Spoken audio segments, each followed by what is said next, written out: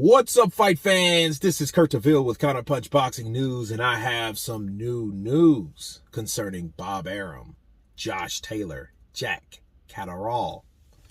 And Bob Arum had this to say about Josh Taylor. He said that Josh Taylor, his performance was terrible. In fact, it was the worst performance that he's ever seen. Wow. Let me counterpunch. Josh Taylor, by now, if you guys don't know, Josh Taylor put on a shit show. He hosted an event as the undisputed light welterweight champion of the world in Scotland, in his own country, home country. And Jack Catterall was an undefeated British fighter from England. And he was beaten by Jack Catterall. But he didn't get the decision.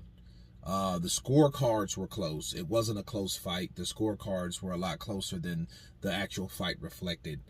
And he's been getting backlash from it ever since. From Tyson Fury, Anthony Joshua, Bob Arum, Carl Froch. You know, a lot of people have said what they thought of that particular fight. Now, what Josh Taylor countered with, if you guys don't know, let me fill it in. He wanted to rematch Jack Catterall at 147. Right? But it's like, okay, why would he rematch you at 147? He's not a fucking welterweight. He's a junior welterweight. So why would you want him to come there? Okay, there are already 3 champions at welterweight. He is not one of them. So why would he want Jack Catterall to come to where he's at, where he's more comfortable?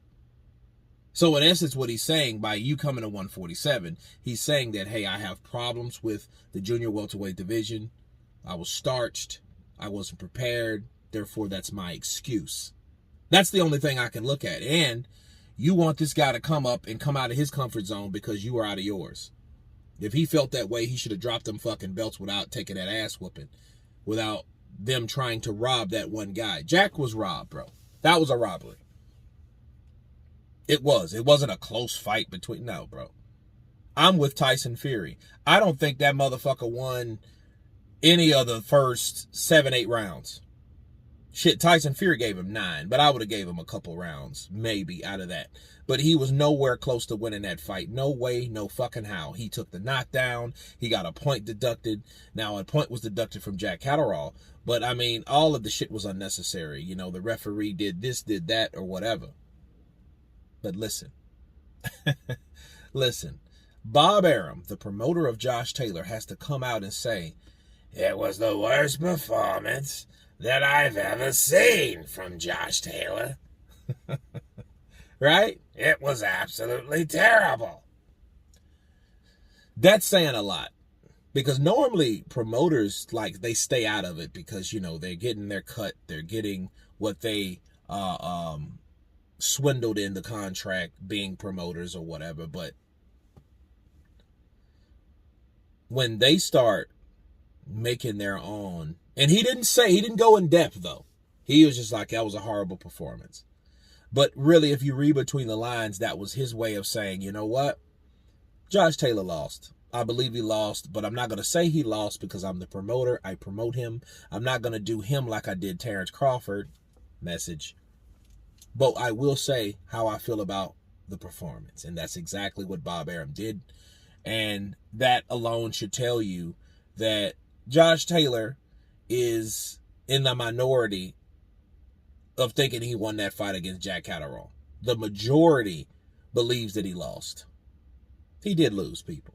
He lost to Jack Catterall. It sucks that they did that to him because that can't motivate a fighter at all. That only demotivates a fighter. And it also makes a fighter bitter. You know, like a Pernell Whitaker or a Erislandy Lara. Those kind of guys, they don't, especially Pernell Whitaker, you know, they don't really get what's due to them. Regardless of how good they were, you know, they don't get their fair shake. They don't. A lot of fighters don't. And this also is going for Jack Catterall, right? And Josh Taylor saying, hey, I'll fight you without any of the belts. Like, motherfucker, who the hell cares about fighting you at 147? Like, that's dumb. If it's not what he fought you for, what's the point? He was your mandatory, dickhead. He wasn't your fucking some random ass dude you chose and he happened to beat you. Right? But they robbed him, so you're fighting him again. That's not anything. What they should do, they should make it a no contest. Make it a no contest. And if Jack Catterall chooses to fight him at welterweight, he could. But at no circumstances should they allow a fight at 147 without anything to reward Jack Catterall with. You know? And that's what I see. So it's just interesting to see Bob Arum say how horrible, speak on how horrible that performance was. You guys tell me what you think of Bob Arum's comments towards Josh Taylor. Of course, please subscribe. And you guys been Counterpunched. Peace.